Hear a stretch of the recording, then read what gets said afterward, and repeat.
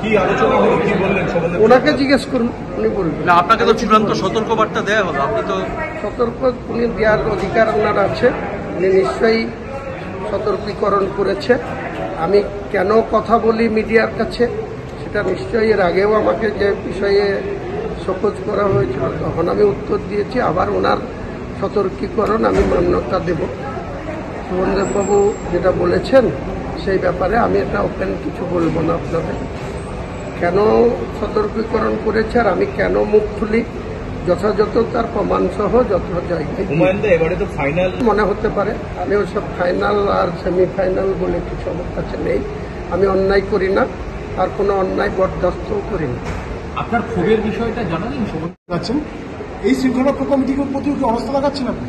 না, আমি তো বিধানসভার আগেও বলেছিলাম আপনাদেরকে, বিধানসভার অল ইন্ডে যদি আমি কোনো দলের তৃণমূলের বিধায়ক হিসাবে যদি দলের মুখ্য সচেতক, পরিষদীয় মন্ত্রী বা এখানকার যে ডিসিপ্লিনারি কমিটি, সেই কমিটির যদি কোনো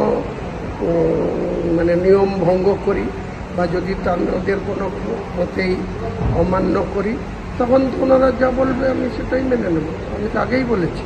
কিন্তু আমি বিধানসভার বাইরে দলের কারা ভালো চায় আর কে খারাপ চায়, যারা খারাপ চায় তাদের বিরুদ্ধে কথা বললে যদি এখানে আমাকে শৃঙ্খলা ভঙ্গের দায়ে নোটিশ দেয়, আমি তার এর আগেও দুবার জবাব দিয়েছি, আবার জবাব দেওয়া হবে। এরপরে কি মমতা বন্দ্যোপাধ্যায়ের সঙ্গে দেখা করবেন আজকের পরে? দেখা তো অনেকবার করেছি। গত 5 তারিখে, গত মাসের 5 তারিখে গেছিলেন, তখন বলেছি। না, আজকে চিঠি পাওয়ার পরে? না, কিসব দেখা? চিঠি পাওয়ার পরে চিঠির যা সারমর্ম, এর আগেও যখন আমাকে চিঠি দিয়েছে তার যথাযথ উত্তর দিয়েছি।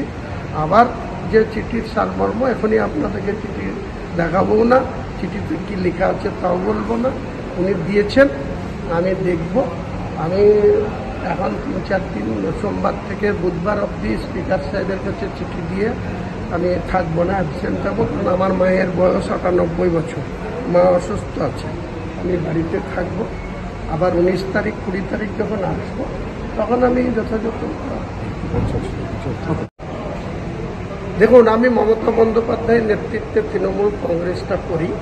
মমতা বন্দ্যোপাধ্যায় আমাকে যেদিন বলে দেবেন যে তোমাকে তৃণমূল কংগ্রেসটা করতে হবে না, আমি সেদিন থেকে করব না। আমি এর বাইরে কিছু বলবো না, কারণ অন্য কারো প্রতি আমার আস্থা ভরসা নেই। ওনার প্রতি এখনো আস্থা ভরসা রয়েছে। উনি যতদিন এই দলটা করার সুযোগ রেখেছেন বা রাখবেন ততদিন করব। যদি উনি মনে করেন যে আমি দলের পক্ষে কোনো ক্ষতিকারক বা দলকে কোনো অশক্তিতে ফেলছি বা বিড়ম্বনায় ফেলছি, তো ওনারা যা বলবে আমি সেটাই মেনে নেব। সের জন্য ছিলাম।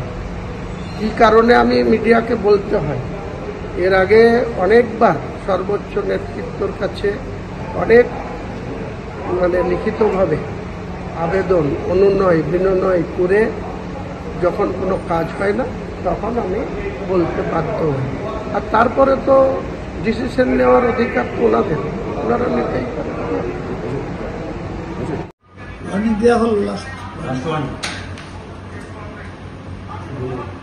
কেন এই ধরনের পদক্ষেপ করতে হবে?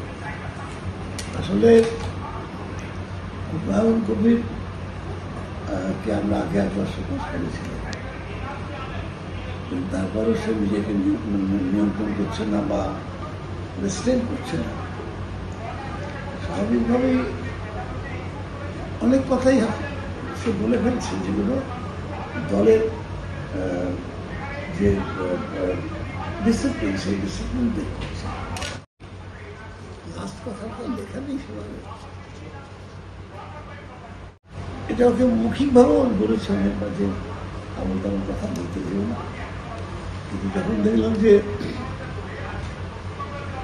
বারবার বলা সত্ত্বেও যখন সে করছে না, তখন তাকে বলা হলো যে আগের বারে আবার তখন চিঠি লিখেছেন যে ভবিষ্যতে করবে না, এটা তারপর তুমি সেটা কন্টিনিউ করে যাচ্ছে।